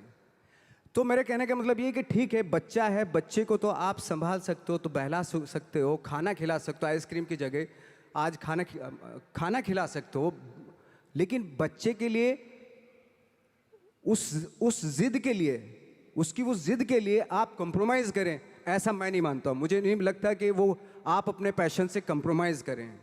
बच्चे को खाना ज़रूरी है उस एज में, आइसक्रीम भले ही ना खिलाओ। बहुत सारे बच्चे हैं दुनिया में जो खाना खाने के लिए तरसते हैं। उस बच्ची ने खाना खा लिया था, लेकिन वो शौक था उसका, आइसक्रीम खाऊं। खाना खा लिया ना, पेट भर गया ना, अभी थोड़ा उसको वो अगर उस वक्त पे स्ट्रगल फिल्मों के लिए करता तो शायद वो बहुत बड़ा आज अपना पैशन अचीव कर लेता, अपनी सक्सेस अचीव कर लेता जो वो चाहता था। लेकिन उसने वो बच्ची की जिद पे कि मुझे आइसक्रीम चाहिए, उस पर कंप्रोमाइज़ कर लिया उसने कि नहीं, मैं अब टीवी सीरियल भाड़ में जाए, कोई भी काम मैं करके आऊँगा, लेकिन मैं अपनी बच्ची को इसका आइसक्रीम खिलाऊंगा। बच्चे की जिद, बच्चों के छोटे छोटे शौक होते हैं, अगर उनको आप पूरा करने पे आ गए ना, तो फिर वो तो चलते चलते बोले पापा ये मुझे खिलौना दिलवा दो, अभी ये दिलवाओ, अभी ये दिलवाओ। उसकी आदत पड़ गई अगर ऐसी, तो वो फिर तो आप भूल जाओ, फिर वो पूरी दुनिया के खिलौने उसको चाहिए होते हैं। लेकिन एक टाइम पे आपको बोलना पड़ता है बच्चे को भी, अभी चुप हो जा, अभी बहुत हो गए खिलौने।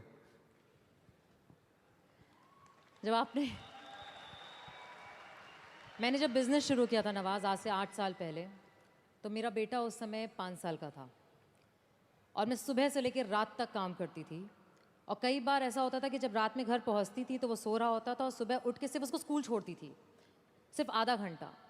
और बहुत सारे लोगों ने बोला था, बहुत सारे लोगों ने, तू कैसी माँ है, तू ऐसे कैसे कर सकती है, तू इतना पैसे के पीछे इतना पागल है कि मतलब।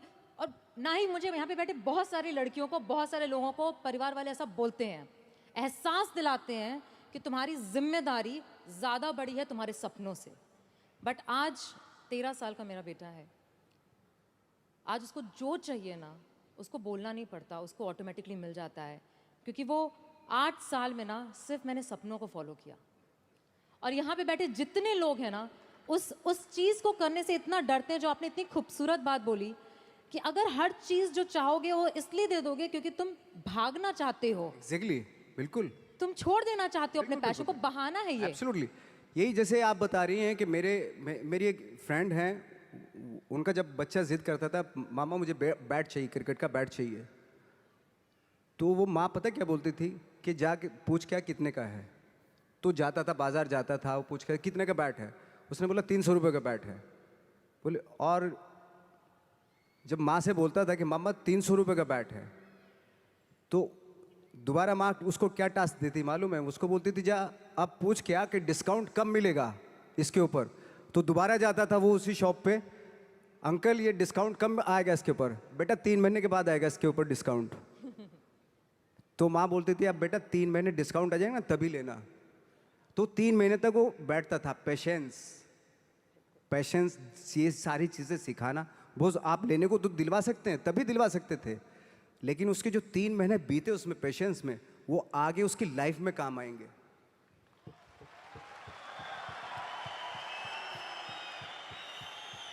वो कहते हैं ना कि सक्सेस जब मिल जाती है और बहुत पैसा आ जाता है आपके पास, तो अपने बच्चों के शौक पूरे करने लगते हैं आप। जब वो बड़े होते हैं ना बच्चे, उनको करने की क्या ज़रूरत है, हमारे तो शौक पूरे हो गए, हमारा बाप तो रख के गया, सब कुछ है, पूरा एम्पायर रख के गया हमारे लिए, हमें करने की क्या ज़रूरत है। तो उस तरह के हो जाते हैं वो बच्चे।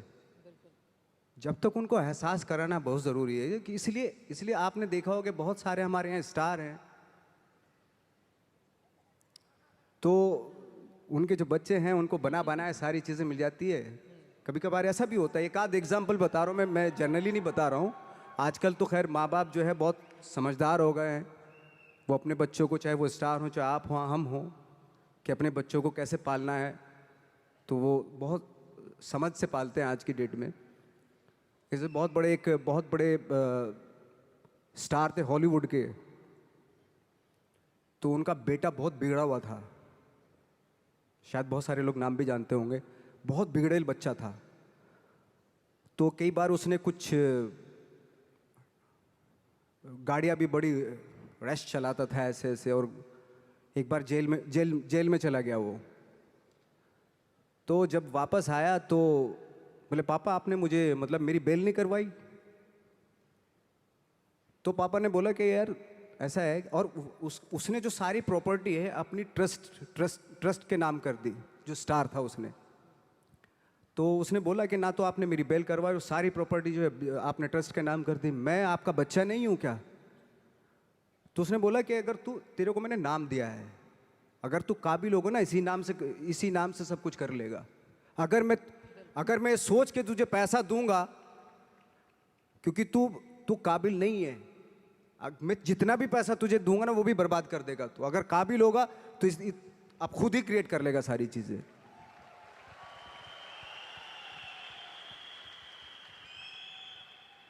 प्यार की भी कहते हैं ना कि इंतहा होती है, तो बहुत ज़रूरी रिस्पॉन्सिबिलिटी, जैसा भी आपने बोला, जिम्मेदारी बहुत ज़रूरी होती है। प्यार में अगर बच्चा बह गया, या प्यार में जब बह जाते हैं तो बह जाते हैं, फिर बह ही जाते हैं, यू नो ऐसा होता है। हमारे यहाँ जितने लोग यहाँ पे बैठे हैं ना नवाज, वो एक टर्म हम यूज़ करते हैं, अपलाइन डाउनलाइन।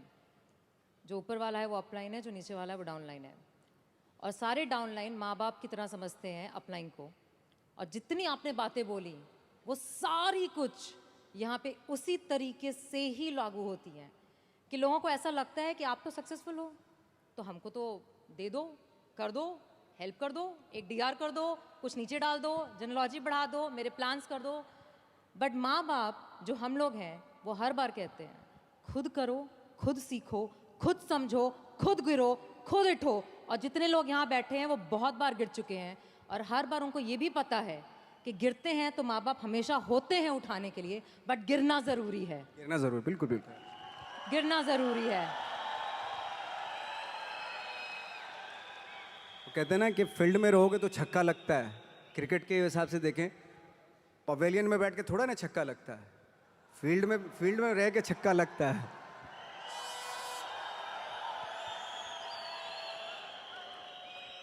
सो नवाज, एक आखिरी सवाल। आपको यहाँ आना आसान नहीं था, आपने बहुत बिजी स्केड्यूल से टाइम निकाला इसके लिए। सबसे पहले पूरे मैजिक सारे वीआईपीज़ की तरफ से आपको बहुत बहुत शुक्रिया। Thank you so much. Thank you so much. Thanks. But at the same time मुझे ये पता है, जो मुझे बताना बहुत ज़रूरी है, कि बहुत सारे लोगों को यहाँ पे अभी तक विश्वास नहीं हो रहा है कि आप यहाँ पे खड़े हैं। नहीं मैं ही हूँ। बहुत सारे लोगों को इसलिए विश्वास नहीं हो रहा है क्योंकि मेरी समझ से एक चक्कर स्टेज का फिर से बनता है, एक चक्कर स्टेज का फिर से बनता है। बिल्कुल बिल्कुल, ऑफ कोर्स, बिल्कुल ऐसे ना। Please, I think everybody deserves to see you.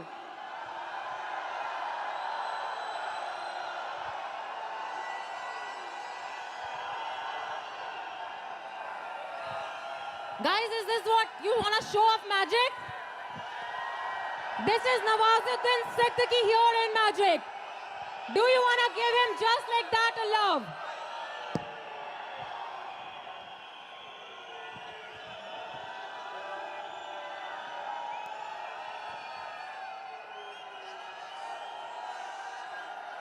He is here for you. And I think he deserves better than this from you. Phone छोड़ो, कैमरा छोड़ो, दिल दिखाओ यार।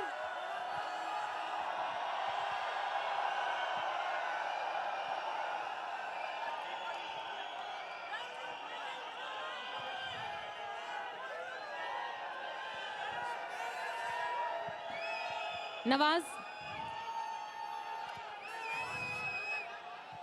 आपने एक बहुत ही खूबसूरत मूवी में काम किया था, जो वन ऑफ माय, मतलब जिन्होंने बिजनेस में मुझे पाला पोसा बड़ा किया है, उनकी फेवरेट है द माउंटेन मैन। माउंटेन माझी, द माउंटेन माझी। हाँ, एंड उन्होंने हमेशा उस कहानी को बहुत बहुत सुनाया है हम सबको, और उसमें आपका एक डायलॉग है। हाँ, उसमें डायलॉग मैं बता देता हूँ आपको, लेकिन यहाँ पे कुछ और लागू होता है। जैसे उसमें है, जब तक तोड़ेंगे नहीं तब तक छोड़ेंगे नहीं, लेकिन यहाँ चूंकि टीम है पूरी, तो आप सब टीम का फर्ज बनता है उस डायलॉग को इस तरीके से बोले, जब तक जोड़ेंगे नहीं तब तक छोड़ेंगे नहीं।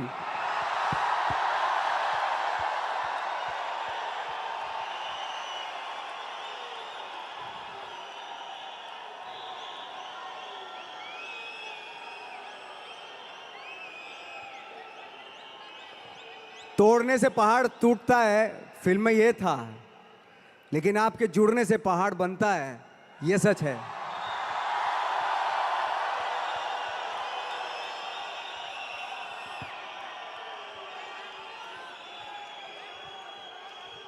जितना जुड़ के रहेंगे उतना अच्छा है। जुड़ने से ही चीजें क्रिएट होंगी।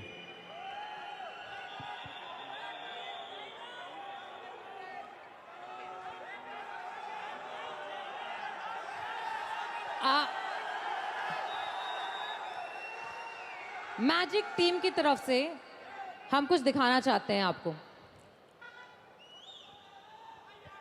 Can we have?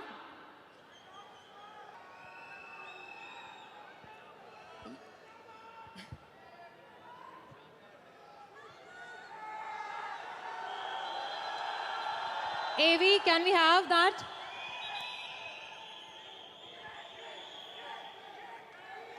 किक का एक डायलॉग सुना देता हूं जब तक बिल्कुल बिल्कुल ये ठीक हो तो मैं। किक का एक डायलॉग था कि पैदा तो मैं भी शरीफ हुआ था पर शराफत से अपने कभी नहीं बनी। जरा हम भी तो देखें कि हमसे बड़ा शैतान कौन पैदा हो गया।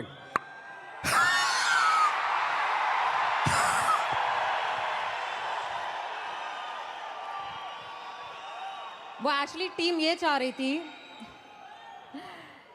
आपके बहुत सारी लाइनें ऐसी हैं जो हमारे बिजनेस में और हमको बहुत मोटिवेट करती हैं, और आपने बहुत खूबसूरती से एक बोला, और एक और है, भगवान भरोसे मत बैठिए। हाँ, एक बहुत अच्छा डायलॉग है वाकई।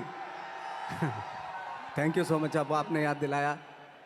एक डायलॉग है, ये जो बातें मैंने जितनी भी की, मैंने शायद इसलिए की क्योंकि मेरा वो थॉट है, और उस थॉट का सार है जो माझी पिक्चर में था कि भगवान के भरोसे मत बैठिए, क्या पता भगवान हमरे भरोसे बैठा हो।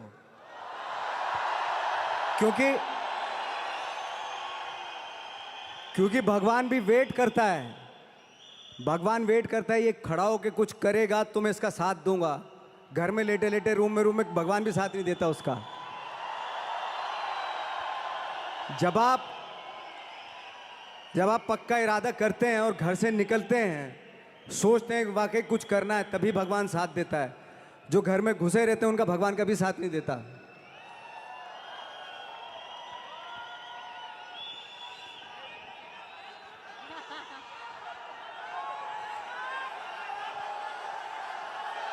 बोलना उधर जाके।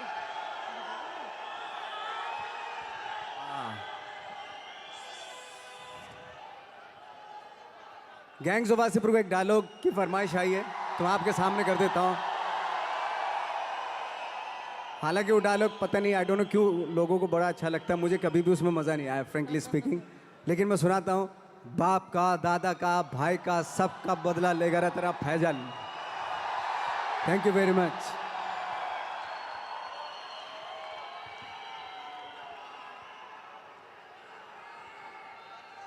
आई थिंक लोग कुर्सी छोड़ के सब नीचे आ चुके हैं, बिकॉज सब आपको बहुत करीब से देखना चाहते हैं। और पूरी मैजिक टीम की तरफ से बहुत बहुत शुक्रिया। मैंने एक बार बोला है, 2 बार बोला, और शायद पूरी रात जब तक आप हमारे साथ है बोलती रहूँगी। एंड हमारी कंपनी और हमारे जितने भी लोग यहाँ पे हैं, उन सब की तरफ से एक बहुत छोटा सा बट बहुत दिल से आपको कुछ देना चाहते हैं। Thank you. मैं भी धन्यवाद देना चाहता हूँ मैजिक टीम को और जितने भी टीम के सदस्य हैं, क्योंकि थैंक यू सो मच कि मुझे ऐसी एनर्जी के बीच मुझे ला के खड़ा किया। ट्रस्ट मी, रियली आप लोगों ने रियली मुझे बहुत ही स्पेशल फील करा दिया। इसके लिए बहुत बहुत धन्यवाद। Thank you so much. This has been a pleasure और हम कोशिश करेंगे कि मैजिक हर साल हो और हर साल आप हमारे साथ इस परिवार का हिस्सा बन के आ सकें। अगर अगर हम गुजारिश करेंगे तो प्लीज़ आप कोशिश कीजिएगा। बिल्कुल, ऑफ कोर्स, मैं जब भी मुझे मैजिक टीम बुलाएगी मैं हाजिर हो जाऊंगा आपकी खिदमत में। Thank you very much, thanks a lot.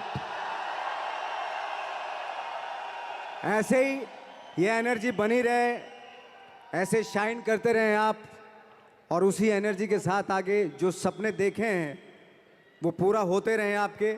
लेकिन वो तभी पॉसिबल होगा जब आप सब मिलके आप अपने सपनों को पूरा करेंगे। Thank you so much. And मैं बुलाना चाहूंगी on stage CEO of our company miss Malu, जो ऑल द वे हांगकांग से आई हैं आपको सुनने के लिए। हिंदी बहुत कम आती है बट उन्होंने अपने बगल में किसी को बिठाया था पूरे ट्रांसलेशन के लिए। Malu, I am just translating all the things later on to you. Thank you very much, thanks. And she wanted to gift you a very special watch. And I think, Malu, you should talk about the watch. Yes. In behalf of the QNet family, Mr. Nawaz, we thank you very much for gracing this amazing event, and thank you for, your inspiring story and for motivating everyone. Thank you so much for Thank you being very an much. inspiration. So we would like to present to you this watch. It's a watch collection from Manchester Oh City. my God, this Yes. amazing. Wow. Thank you very much, thanks. This is a very special collection from our with Manchester's. This is a very special watch collection, specially designed with our sponsorship for Manchester Cities. We're very proud to Thank you, present this to thank you. you so much. Thanks a lot. Thank you very much. Thank you very much. AVP, Guys, क्या हुआ? बस इतना था।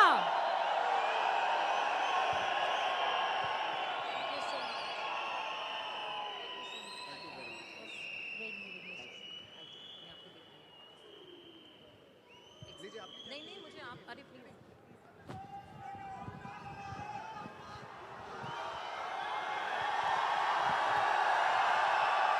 So guys, I know not for the last time, because I guarantee you this is not the last time he's coming up here on Magic Stage. This is just the beginning. And every year we will try to get him here, or at least, if not possible, because he is a busy man, because he follows his passion. He follows his dream. But जब होगा जैसे आपने वादा किया है, हम आपको बुलाएंगे और आपको आना होगा. डेफिनेटली मैं आऊँगा, मैं कैसे भी करके, कैसे भी टाइम निकाल के मैं ज़रूर आऊँगा। So thank you so much from the whole Magic team, and one for the last time, guys. Show your love, show your passion, and show that 10,000 dreamers जब एक साथ होते हैं तो क्या होता है? Show him the love, show him what is working from heart, and thank him. Thank you so much. Thank you very much, Shukran.